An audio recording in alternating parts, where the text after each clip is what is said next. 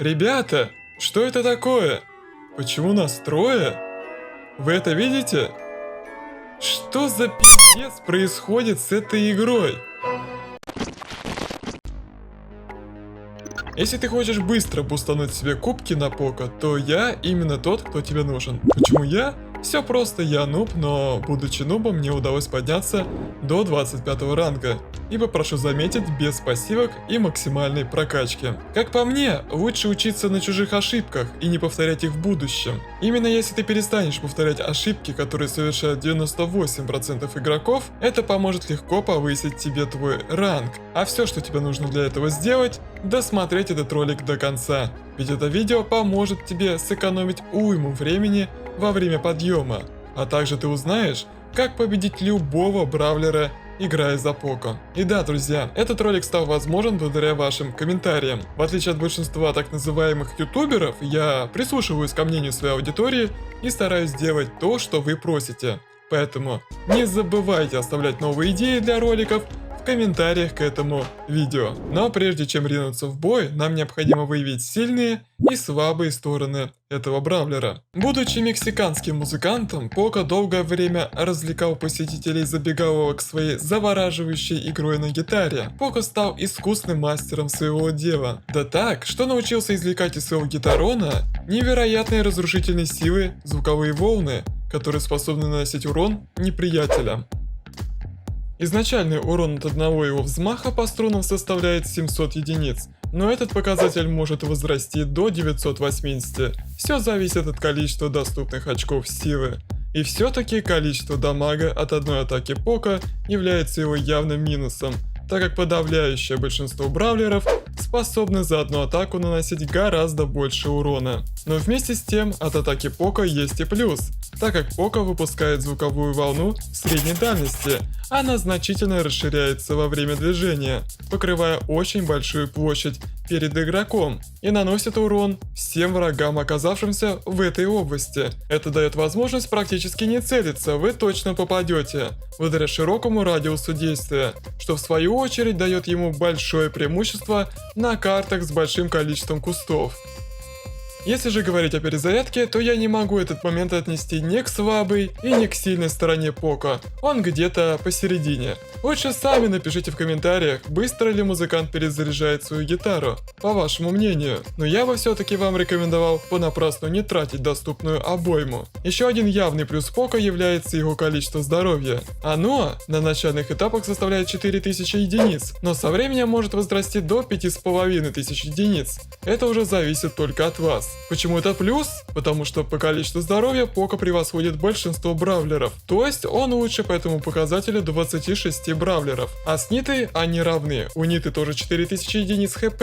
Кстати, если хочешь узнать больше про Ниту, можешь посмотреть вот этот ролик. Там я также подробно разобрал этого бойца. В катках немаловажным фактором является скорость передвижения бойца. Сможете ли вы убежать от врага или догнать еле живого противника? Скорость Поко является его явным минусом. Ему тяжело уйти от врага и догнать соперника. Поэтому подумайте дважды, прежде чем пытаться с кем-то играть в догонялки на Поко. Ребят, я не стану вам рассказывать, как играть на Поко, потому что, как по мне, это просто пердеж в воздух. Существует множество ситуаций и противников, с которыми вы столкнетесь. И на конкретную ситуацию должен быть соответствующий ответ. Поэтому разберем столкновение Поко с каждым из существующих бравлеров. Поехали!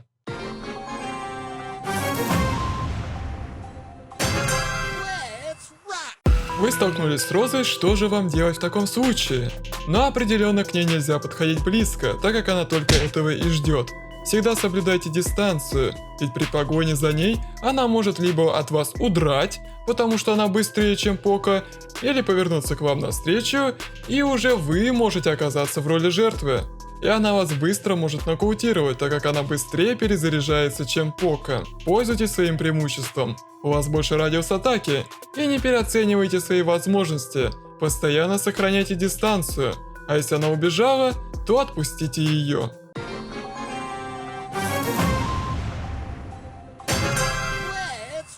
Предположим, вы столкнулись с Бо. Как сопротивляться этому древнему лучнику? Не волнуйтесь, перед этим парнем у вас есть ряд преимуществ. Он от вас удрать не сможет, поэтому если видите, что он еле жив, то вполне можно попробовать его добить или просто вступить в схватку, так как и по количеству здоровья вы также будете впереди. Но не стоит к нему близко подходить, потому что ему будет чисто проще по вам попасть. А урон у него при прямом попадении выше вашего в 2 раза. Уж поверьте. Поэтому в близкую конфронтацию не идем, затем куда он кидает свои мины следим и не наступаем на них, иначе будет бобо. И не ссым с ним смахнуться, это не так уж и тяжело.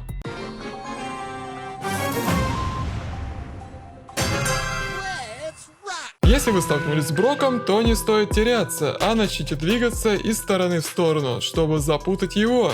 При каждом выстреле ему придется все дольше перезаряжаться, нежели вам. И как только он попадет в ваш радиус действия, вы легко его смахнете своими звуковыми волнами, потому что он не обладает особой живучестью. Но есть одно «но». Следите за его ультой, ведь он может вызвать ракетный дождь по значительной области и хорошенько вас искупает градом ракет. В этом плане будьте крайне осторожны.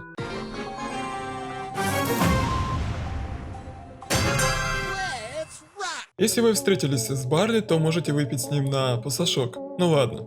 Просто начинайте совершать непредсказуемые телодвижения, чтобы запутать врага, и не давайте ему использовать преграды, то есть прятаться за ними, так как его атака может их огибать, а ваша нет. И старайтесь постепенно приближаться к нему ближе, так как в близком общении он очень слабый. И да, если он где-то засел, то не стоит его выкуривать, это может обойтись себе дороже.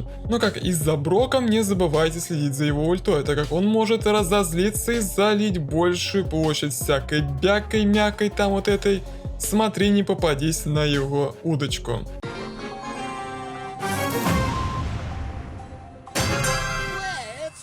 Итак, вы встретились с 400-вольным пиратом. Как же быть? Но точно не подходить к нему вплотную, так как этот парень может сделать из вас дуршлаг. Потом будет удобно через вас цедить макарошки. Так вот, для победы необходимо пользоваться своим преимуществом, то есть радиусом атаки.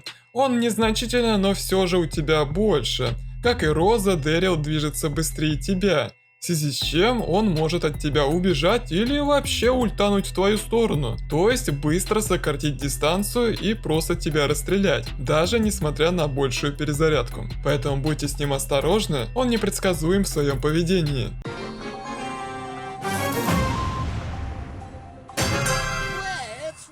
Тебе встретилась женщина с дробашом, что же делать? Тікай з городу, тобі пізда. Не стоит, хотя всегда обращай внимание на количество бустов и пользуйся своим преимуществом, то есть большим радиусом атаки. Да, я согласен, что в этом плане Шелли не хуже, но у тебя, вне зависимости от дальности атаки, всегда урон постоянный. У Шелли же он возрастает только по мере приближения жертвы, поэтому сам к ней близко не лезь и ее к себе не подпускай, потому что она может просто неожиданно своим супер выстрелом разорвать тебя в клочья. В принципе, ни ты ее, ни она тебя догнать не сможет, вы двигаетесь примерно одинаковой скоростью, просто смотрим в оба и не подпускаем ее к себе близко. Это залог твоего успеха. Wait till you see the. No, no, no, no.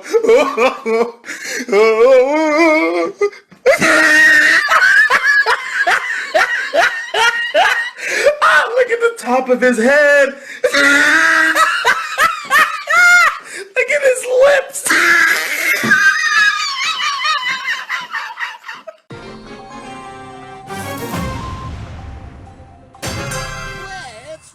Значит, вы на поле боя повстречались с сердитым грузчиком. Как обычно, все во многом будет зависеть от вашей прокачки и количества бустов, которые вы за это время нафармили. Потому что по своим данным вы с ним похожи. Мистер Пи только бьет чуть посильнее, а у вас здоровье на чуток поболее будет. Можно в принципе рассчитывать на то, что он будет мазы, так как ему тяжелее в отличие от Пока прицеливаться. И при близком контакте вы прожмете ульту, восполните здоровье и уничтожите пингвина. Главное, не пытайтесь шкериться где-то за препятствиями или пытаться его выкурить из норки, ведь это может оказаться себе дороже, потому что он способен легко метать свои чемоданы даже через препятствия.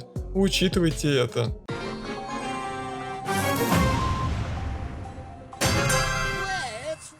На тебя стал наезжать Кольт, как же с ним бороться? В умелых руках Кольт способен вливать огромный урон, но тут нужно заметить, что именно в умелых, поэтому точно не стой на месте, как вкопанный, а начинай совершать непредсказуемые телодвижения. Таким образом, даже в умелому кольтисту будет тяжело предугадать ваше направление. И да, так или иначе, против кольта уже не выйдет выгодно использовать большой радиус атаки, потому что он у него больше. Так что для того, чтобы нам его победить, нам нужно войти в его радиус атаки, но не приближаемся к нему слишком близко. Так мы ему упростим прицеливание. А держимся на средней дистанции и ходим из стороны в сторону. И совершив просто несколько бреющих попаданий по нему, мы уже можем заставить его отступить, так как у него запас здоровья небольшой, и в этом плане мы его гораздо лучше. Далее дело техники, не отпускаем его, где-то прячемся за открытиями и в конце концов убиваем его.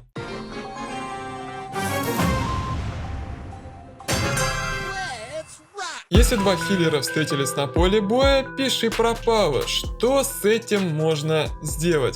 Чтобы ее победить, аналогично придется действовать в ее радиусе, как мы это уже проворачивали со Шрифом. Он у нее также больше, чем у Пока. Также и тычек придется сделать больше, потому что и жизни у Пэм больше, чем у нас. Однозначно, она далеко не простой противник для Пока. Но выход есть. Нам нужно держаться от нее на средней дистанции, так как она способна наносить больше урона только в плотной атаке. Нам нужно держаться от нее на средней дистанции, так как она способна наносить большой урон только в плотной атаке, потому что у нее идет огромный разброс по сторонам. Если мы будем делать все правильно, не приближаться близко, выгодно прятаться за укрытиями и в нужный момент лечиться, то сможем одержать над ней верх.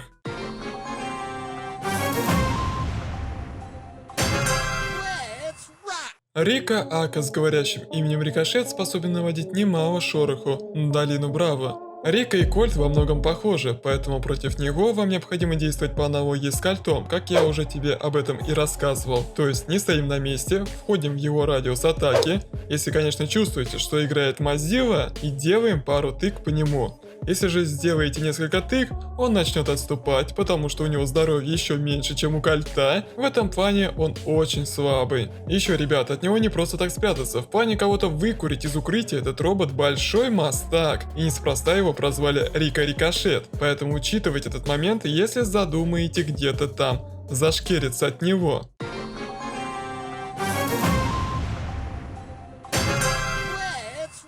Для того, чтобы одержать победу над маленькой девочкой-инженером, придется войти в ее радиус атаки, потому что он у нее больше. Но этого тебе не стоит опасаться, так как от ее энергосфер можно вполне легко увернуться. Там существует существенная задержка между выстрелом и попаданием, а тебе же попадать гораздо легче. Ты даже можешь начать сокращать дистанцию с ней, потому что с каждым выстрелом урон от энергосфер не меняется, а ей придется дольше перезаряжаться. И даже если вы начнете атаку на самоуничтожение друг друга, то из вас двоих останется в живых именно Пока, из-за того, что у вас тупо больше здоровья. И да, не стоит забывать про ее робота-турельку, которая вносит хоть и малый урон, но, прошу заметить, делает это постоянно. Но и у нее между выстрелом и попаданием существует определенная задержка. Просто не стоим на месте и быстро уходим из ее радиуса действия.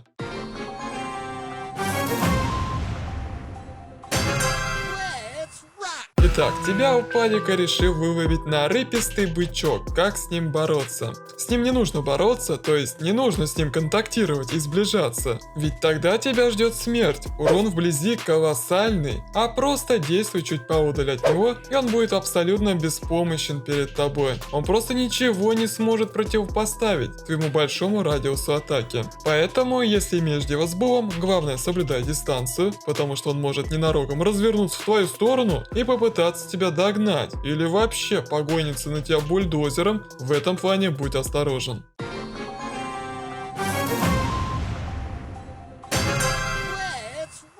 Если вы повстречались с ходячей пушкой роботом Тиком, то не стоит робеть от его улыбки, а нужно попытаться его уничтожить. Но как это сделать? Для этого тебе стоит понять, что для победы придется войти в его радиус действия, или постараться заставить погнаться за собой и бреющими волнами постоянно его бить. Но не все Тики настолько глупы, и он может просто отступить, для того чтобы восполнить здоровье. Но в этом и кроется его основная слабость. У него очень мало здоровья. Начните сокращать дистанцию, двигаясь ближе, то дальше. Стоит понять, что у его мин от расстояния не меняется урон. Да и тем более он не сможет так быстро перезаряжать свои орудия, в отличие от вас. Настигнув его, вы парой тычек его уничтожите. Конечно, он может вас удивить своей ультой. Да, не каждый бравлер использует свою голову в качестве бомбы. Хотя, наверное, это самое годное применение головы. Мне бы так. Но и вы не промах, можете или попытаться ее уничтожить, ну а если не удастся, просто отхилитесь, используя ульту. И не давайте ему прятаться за препятствиями, он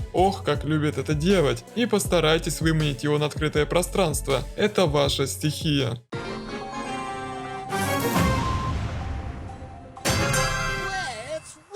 Очередной тяжеловес, в этот раз мексиканский рестлер Эль Примо, не раз встретится тебе на поле боя, но в целом так и не сможет тебе что-то противопоставить, потому что его радиус атаки крохотный. Для тебя же это отличная добыча. Главное, не попадись в его цепкие объятия и не забывай проверять кусты, в которых, как и Бол, предпочитает отсиживаться рестлер. Иначе тебя ждет жесткий прогиб. И насторожись, если у него заряжена ульта, потому что он вертким прыжком может сократить с тобой дистанцию, и тогда тебе не поздоровится.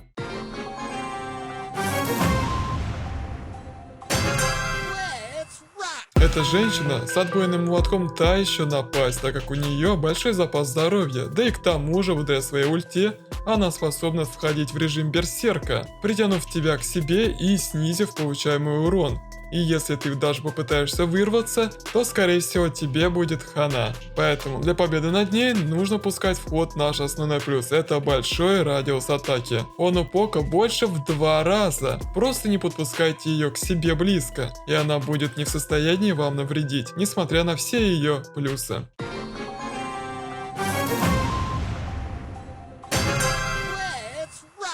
Если ты на своем пути повстречал воскресшего мертвеца, то не стоит пугаться его вида, на самом деле он этому сам не рад, потому что ты вполне можешь одержать над ним верх, даже несмотря на его большой урон и невероятные жизненные силы. Ты спросишь почему? Все просто, у нас больше радиус атаки, но радиус атаки буквально чуть больше, в связи с чем необходимо ходить буквально по острию, пуская звуковые волны в его сторону. Да, с ним придется повозиться, туша мясистая, и с парой тычек он точно не ляжет, но сохраняй самообладание и понемногу отнимай у него жизнь. Еще плюс к тому, что с ним необходимо постоянно сохранять дистанцию, он может, ударив молотом о землю, оглушить тебя так, что ты застынешь на несколько секунд, а это делает тебя уязвимым, что равно смерти. Сам радиус его ульты довольно большой, но пока он будет замахиваться, ты вполне можешь увернуться от его ульты, просто будьте бдительны.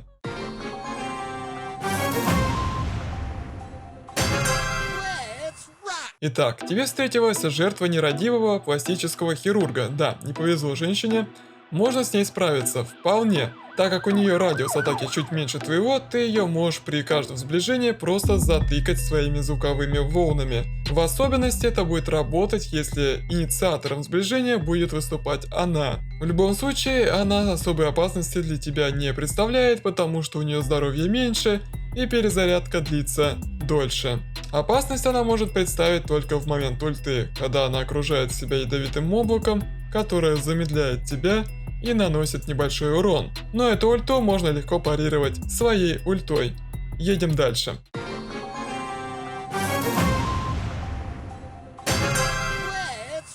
Для победы над старым копателем можно действовать по тому же плану, как и с Барли, то есть также совершаем странные телодвижения из стороны в сторону, чтобы не дать ему попасть своими динамитами по нам. И не даем ему засесть за какой-то преградой, а пытаемся затащить его на открытую арену, где мы будем точно сильнее его.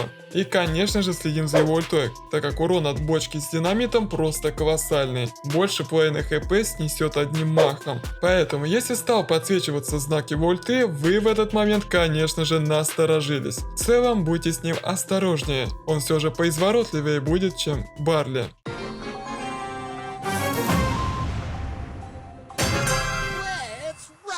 При столкновении с шаманкой стоит держать ухо востро, потому что не знаешь, что от нее стоит ожидать. Дитя лесом, одним словом. Она может как просто тебя заспамить энергетическими волнами, так и ультануть медведем, просто окружить и уничтожить. Но не стоит теряться, так как у нас есть явный плюс над ней. Это снова наш радиус атаки. Он у нас буквально чуть больше, поэтому атакуем буквально по лезвию ножа. То есть чуть сблизились, взмах по струнам, сразу отошли. И повторяем подобные действия снова и снова, до победного конца. Также можно начать бродить из стороны в сторону, так ей будет тяжелее по тебе попасть. Вплотную к ней не лезь, потому что тебе явно будет ожидать плохой конец, потому что хоть она и может тебе показаться хрупкой девчушкой, но стоит насторожиться, потому что хоть у вас и равное количество здоровья, но у Ниты сильнее атака, и она быстрее перезаряжается.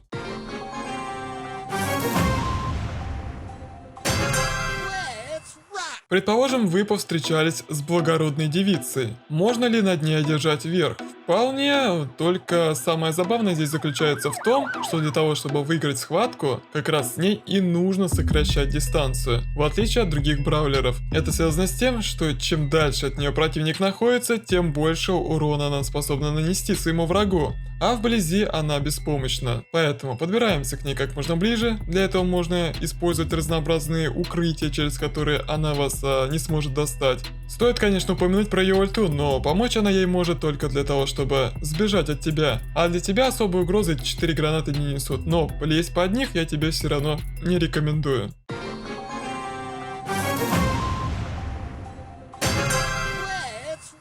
Если тебе повстречался очередной копатель-инвалид, то с ним ты вполне можешь побороться за победу, так как у него хоть и чуть больше радиус атаки, чем у тебя, но урон не такой значительный, тем более если ты умеешь уворачиваться. Как это делать, я тебе уже рассказывал в этом ролике.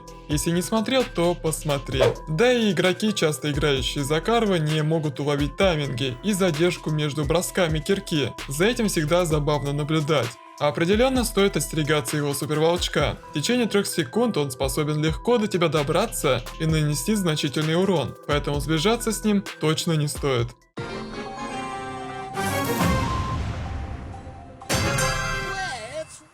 Тебе выпал шанс сыграть со зверейшим игральным автоматом. На самом деле, так себе приятная новость, потому что есть кольт и с ним тяжело. А с этим магнитофоном будет еще тяжелее, так как у него и количество здоровья больше твоего. Поэтому вплотную сбежаться с ним это сравнимо со смертным приговором. Но если уж так получилось и вы вышли раз на раз, то делаем все то же самое, что я тебе советовал проделывать с кольтом. То есть, начинаем наши непредсказуемые хождения из стороны в сторону, так как для того, чтобы нам наносить по 8 бит хоть какой-то урон, придется ходить в его радиусе. И постоянно делаем бреющие атаки по зоне. Для пока хоть целиться не так важно. И уповаем на то, что за 8 бит играет хреновый Аимер. И да, если заметили вокруг него небольшую зону, значит он установил усиливающую его турель. Постарайся ее уничтожить или выведи его из этой области, потому что если он будет продолжать там находиться, это будет просто имба, которая не даст тебе ни единого шанса на победу.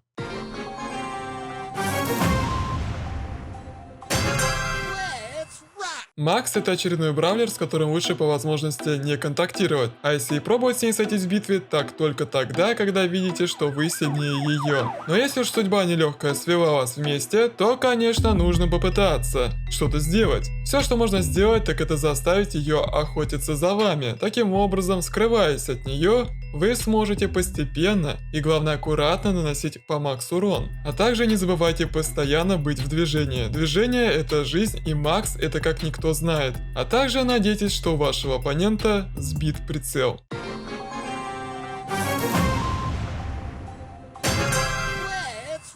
Если вы столкнулись с этим ужасом биоинженерии, то стоит приготовиться к постоянной бомбардировке злаковыми культурами.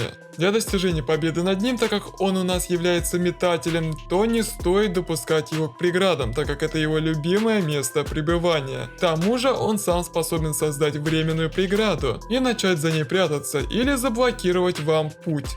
Поэтому стараемся его вытащить на открытое пространство, сблизиться с ним и уничтожить его, потому что он не обладает каким-то значительным количеством здоровья. А Пока да, к тому же у нас есть ульта, восполняющая здоровье.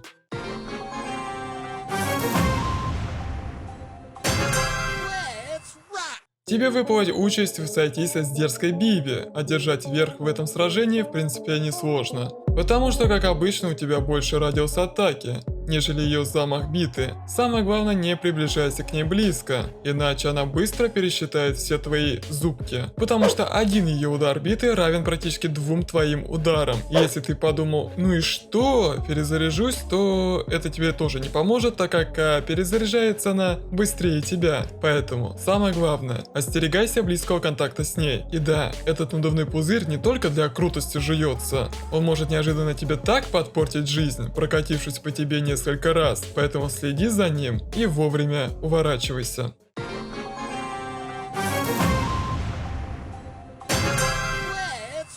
При взаимодействии с этим пиратом она будет постоянно удостаивать тебя знакомством со своим мешочком золотых монет. Мешочек этот увесистый и наносит урона больше, чем ты на Поко, да и радиус ее атаки будет поболее твоего. Но для того, чтобы все-таки наносить по ней урон, придется войти в ее радиус атаки. Но определенно спасает тот самый момент, что делать Пенни точные попадания по Поко будет куда тяжелее, нежели тебе. Поэтому, как я тебе уже и рекомендовал, начинай юлить по полю боя из стороны в сторону, чтобы в итоге запутать ее и подобраться к ней поближе, чтобы нанести смертельный удар.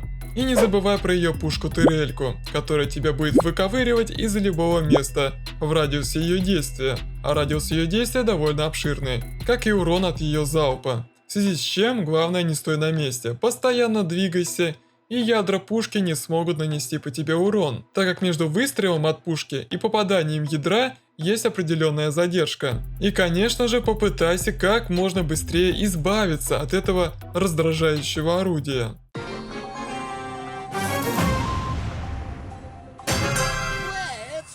При сражении с Нани обязательно учитывайте высокий урон от ее точного попадания. Пол хп может снести за раз, благо попасть ей в противника всеми 3 зарядами не всегда получается, что конечно для Поко является плюсом. Поэтому для того, чтобы избежать попаданий, как я вам и говорил ранее, начинаем двигаться. Радиус атаки у нас с ней одинаковый, во время же сближения стараемся не ловить все заряды на себе и бьем по струнам. Хорошо, что по количеству здоровья мы ее значительно обходим. И пару хороших тык по ней уже заставит Нани отступить.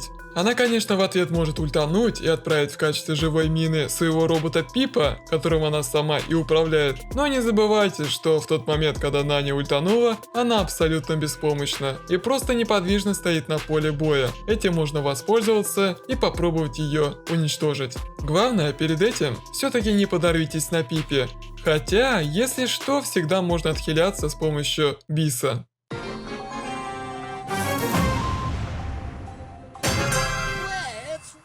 Если ты встретился со странным птичеподобным существом, то знай, это ворон. Опасаться его или нет, здесь уже каждый решает для себя сам. Если вы способны быть таким же юрким, как и он, быть постоянно в движении, то это позволит тебе миновать большую часть его ядовитых кинжалов, пронизывающие словно ветры узкие каньоны Бравла. Хоть и сам по себе урон от них небольшой, но не стоит забывать о пассивном эффекте от них, это отравление, которое также наносит тебе урон в течение 4 секунд. Придется с ним сблизиться и войти в его радиус атаки, для того, чтобы одержать победу над ним. Благо количество здоровья у него немного, и пару попаданий по нему его уже заставит удрать от вас куда подальше, используя ульту.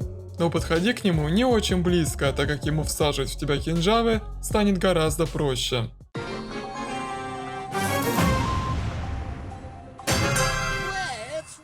Этот ходячий лунатик может доставить тебе немало хлопот на близкой дистанции, потому что хоть у вас и примерно равное количество жизни, но наносимый урон у Сэнди больше, в связи с чем в близкую атаку стараемся не лезть. А если уж так получилось, то конечно не забываем про ульту, отхиливаемся и просто добиваем. А так держимся на расстоянии и пользуемся нашим преимуществом, а то есть радиусом атаки. Он у нас буквально чуть больше. Принцип атаки у вас у обоих одинаков. Это конусовидная атака с расширением на конце, поэтому учитывайте тот факт, что ей также по тебе легко попасть, как и тебе. И не забывай про ее ульту. На время она может укрыться от тебя, используя песчаную бурю. Но ей это против тебя не особо может помочь, так как у тебя все равно большой урон по площади. Поэтому для того, чтобы тебе по ней попасть, тебе достаточно просто пускать в ее сторону звуковые волны.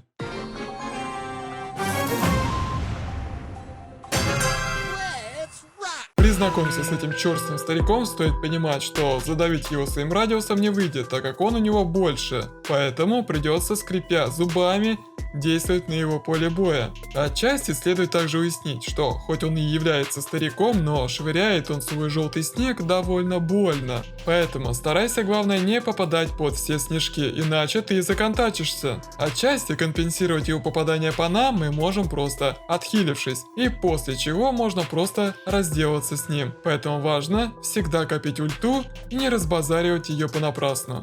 Его же ульта не доставляет нам особого дискомфорта. Она годится ему лишь для того, чтобы убрать вас с пути куда подальше, а самому в это время удрапать восвояси.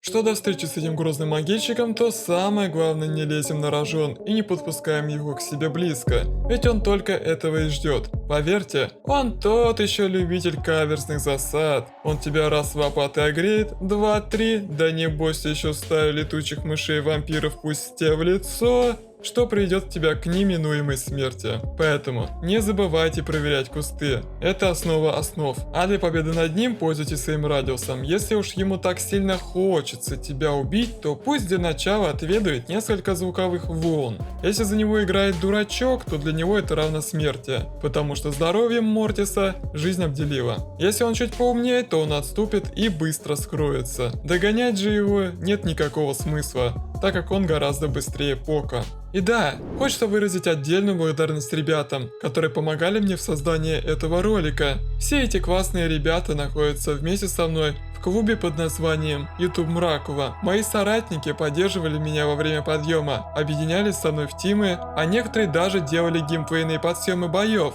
когда мне не удавалось этого запечатлеть, за что им большое спасибо. Если желаешь также принимать непосредственное участие в создании новых роликов, то заглядывай к нам по этому тегу. Ну а я продолжаю.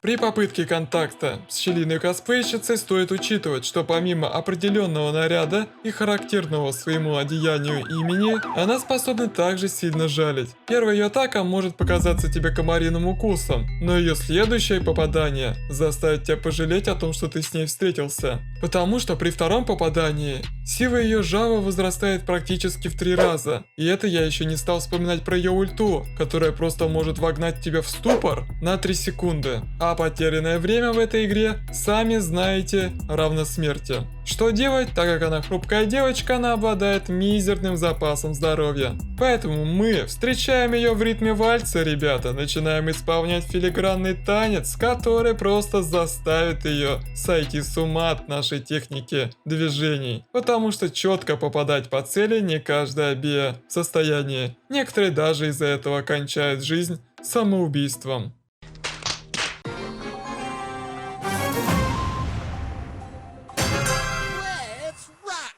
Зеленый кактус ложевый хочет тебя сожрать? Да, в этой вселенной не такое может быть. Этот кактус довольно свирепый парень и готов угостить тебя вкусными кактусами. По его мнению, конечно. От такой трапезы у тебя может развиться жуткая диарея, поэтому старайся вертеться и не попадать под его снаряды.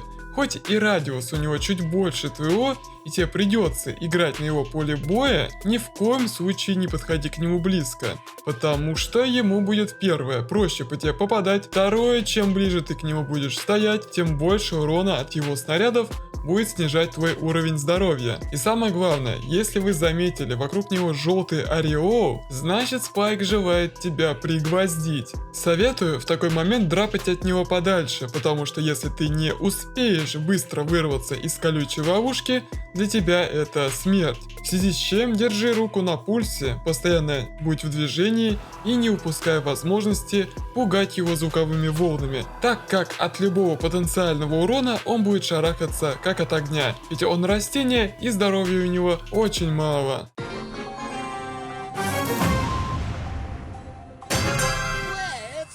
Тебе встретился здоровый красный робот, можно ли с ним пободаться? Да, вполне, если только он совсем не озверел и не находится под максимальным усилением. Это можно понять по характерным желтым полоскам справа от него. То есть, если видишь 3-4 полоски, то знай, он стал просто машиной для убийства, с которой лучше не сталкиваться. Особенно, когда у него полная полоска здоровья. Если же видишь у него 1-2 полоски, то скорее всего он будет опасаться тебя. Так как сам посуди, у тебя радиус больше, здоровье больше, да и перезарядка быстрее проходит. А ему к тому же попадать по тебе будет куда тяжелее. Если ты, конечно, будешь умело уворачиваться от его нападок, то он твой.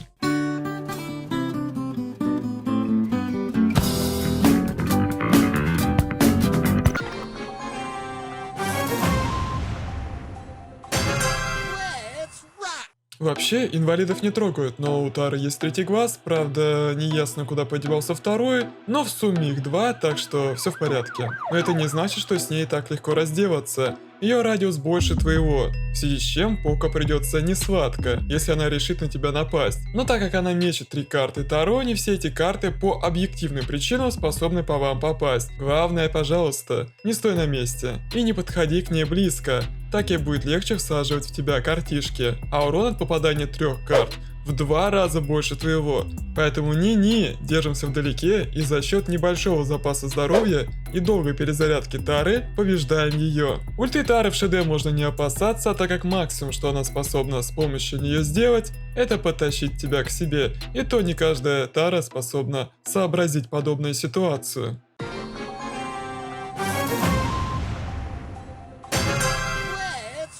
Если вы повстречались с этим восточным незнакомцем, и Джин все тщательно тянет к вам свою лапу из большой лампы, то не стоит вам ее жать, так как это его ульта, для которой он вас подтянет к себе и несколькими ударами уничтожит вас. Поэтому, для того чтобы избежать такой оказии, не стойте на месте, благодаря чему попасть ему по вам будет куда тяжелее, потому что у него прицельная атака. И старайтесь, если уж захотели его победить, войдите в его радиус атаки аккуратно, чтобы начать наносить урон по нему, так как его радиус атаки больше твоего. А в связи с тем, что у тебя перезарядка происходит быстрее, а у него медленнее, он быстрее выдохнется, и ты сможешь его прикончить.